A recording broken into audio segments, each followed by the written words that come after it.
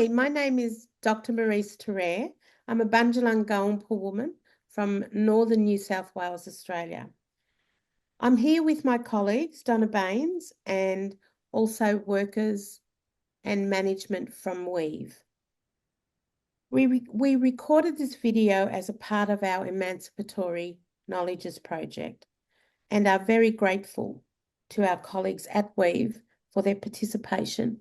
And also we'd like to acknowledge the elders that support Weave and have set up their service historically, and the legacy that they leave for Weave to follow. Following previous yarning circles with Weave, workers and management, maintaining our process of decolonising, which was the point of our yarns, we decided to revisit Weave to record their practice wisdoms. This is aligned to maintaining our First Nations ontology of storytelling, so that oral communication or yarning. Management and two staff are on the practice skills and knowledge that they utilise to ensure their purpose and their vision is honoured.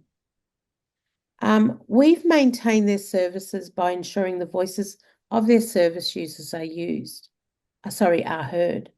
I'd just like to quote their vision statement, because what they do in their practice and their policy is a critical part of fulfilling this vision statement.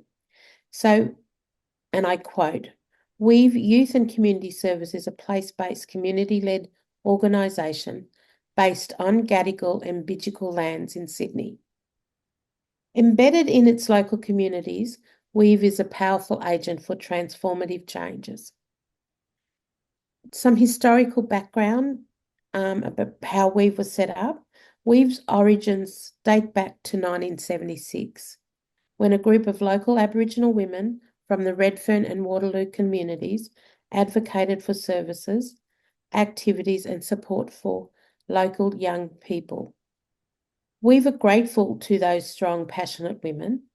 They provide diverse range of programs and services to support children, young people, women, families and communities, many of whom have been impacted by systemic disadvantage and intergenerational trauma. So through the process of meeting with Weave, we interviewed three very strong, dynamic women. The first speaker is Carly Stewart, who's a Yuin woman, and her role at Weave is community and cultural lead. Our second speaker was Siobhan Bryson. She's a CEO at Weave, and the third speaker is Janelle Walewski, who at that time was the acting manager of Creating Futures program. So we started off having a yarn with them, and what became really clear from the previous yarning circle is that Weave were allies for the Aboriginal community. And this is evident through the stuff that they do, all their projects, and the high numbers of Aboriginal people utilising their service. And this has been across generations. That is to ensure equitable and just service responses and communities. Weave are driven by the legacy of the First Nations community women who established the services in 1976. Their legacy of resistance and resilience, never giving up, is the motivation that drives this agency. And this is echoed through these three workers. They maintain a commitment to social justice by ensuring the voices of clients are heard and adhered to, and their specific justice needs are advocated for. This is a critical component when you think about the high rates of incarceration of Aboriginal youth and adults, and the high rates of removal of children. So this is clearly, Weave understands the justice issues around that for Aboriginal people and their families, and are active in making changes for those families, positive changes. So they can maintain a commitment to social justice by ensuring the voices of clients are heard and adhered to, and their specific justice needs are advocated for. The service has grown considerably since those early days. They have been working for and with the inner city communities for 4 to 5 generations. One of the significant things that they do, and they've been doing for a number of years now, is that they are really open to learning and working from an Aboriginal worldview. So they honour Aboriginal worldviews, and this is recreated in service delivery with guidance from the Aboriginal lead position, Carly Stewart. All workers are committed to ensure Aboriginal ways of being, doing and knowing are acknowledged and enacted. Grandmothers confidently refer their children to weave with the absolute confidence that their holistic well-being will be supported.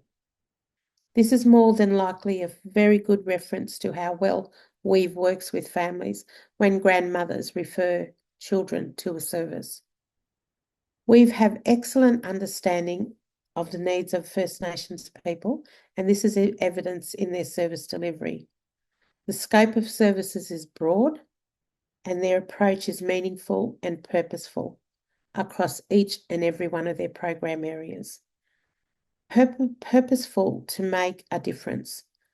Their approach to advocacy for clients is bolstered by deep understanding of the social, political, and historical context of Aboriginal First Nations peoples and their families. The deep understanding of the profound nature of intergenerational racism and how this impacts greatly on the status of intergenerational trauma.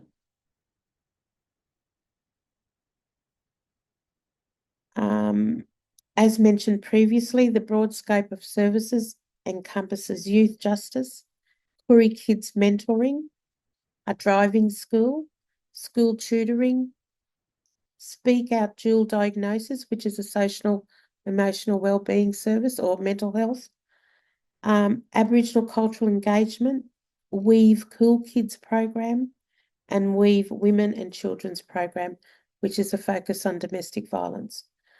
The services are spread across the 3 areas. That's in the inner city and out more southeast. So Waterloo, Woolloomooloo and La Perouse. The 3 areas have significant Aboriginal populations. The service, in essence, is an ongoing decolonising process. They do not attempt to suggest that they know what issues are for families and communities. This information is extrapolated by regular client consultation. We are therefore guided by clients, and as a result, program funding for client-focused needs are sought from these consultations.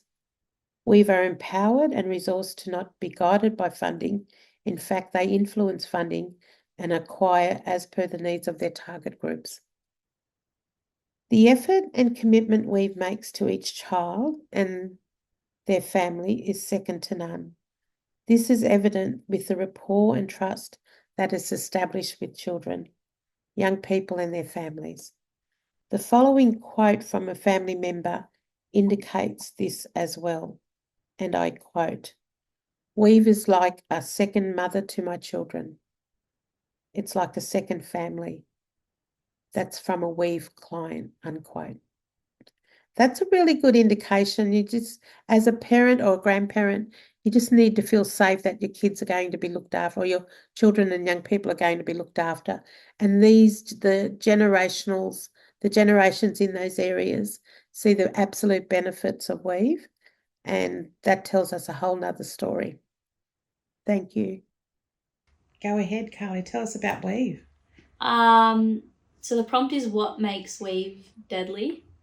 To me, the thing that makes Weave deadly is being a non-Aboriginal organisation that works as responsively as we can with Aboriginal clients and the communities that we sit within.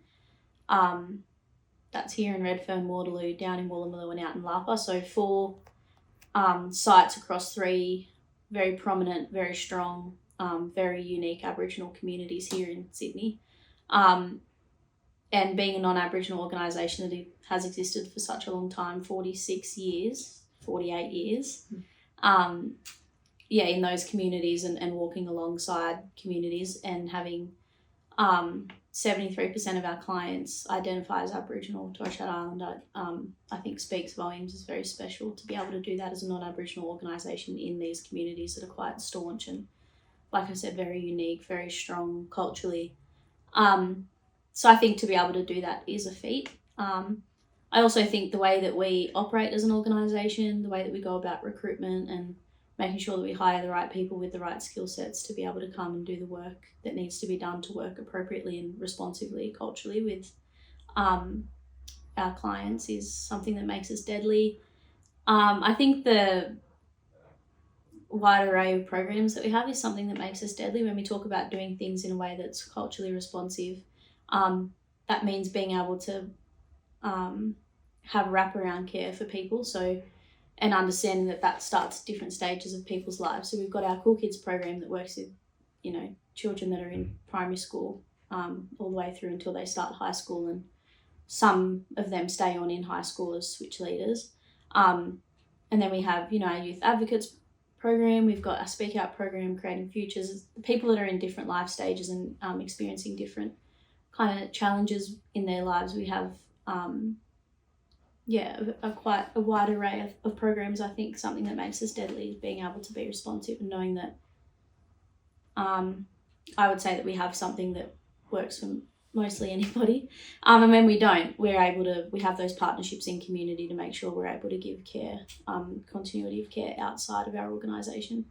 Let's say someone needs to go to the dentist, for example. We're all social workers, we're not dentists, so we obviously have to be able to support our clients to be able to access a dentist. So we have partnerships with like the AMS, for example, or a local dental service to be able to get dental care for somebody. That's just an example of something that we do deadly, understanding the importance of wraparound care and holistic care, and that's important for Aboriginal and Torres Strait Islander clients. So I think that's something that makes us deadly. I think staying I'm just going to talk and talk and talk. Staying connected to the values of Weave and why we started 48 years ago as South Sydney Youth Services, and acknowledging that this service exists because of strong Black women in this community here in Redfern, Waterloo community, and staying true to that and understanding that we have a responsibility to these communities that we work with and our clients that we walk alongside. So I think trying to do that the best way that we can and making sure that we're doing the things that we do with integrity, with consideration, and always considering what community needs, what clients need, and what's the best way to go about doing that. Not just doing stuff just to do it, but making sure that we're genuinely responsive. And like I said, we do that with integrity. I think that's something that makes us deadly. I think it's something that contributes to our success as an organisation. And you mentioned the legacies of those elders that drove this 40 years ago. Can you recall what those legacies were or what they are? Can you identify them? It's community led. Yeah. It's self-determination. Yeah. In its truest form. It's community responsibility. It's collective responsibility and collective growth and healing. I think that another part of that legacy is not accepting things that are not okay, Yes. It's not okay that there's no services or supports for local young people. So those women, spoke up, they put themselves out there to try and make a change. They didn't give up. So I think those are some things and ways of practicing that Weave continues today. We don't give up. It's never too hard. It's never okay to accept the status quo when it's wrong. And we will speak up to try to create the change that's needed. But we're not speaking up for ourselves either. We're speaking up for the greater good, for the community, for, to make things better, to change systems.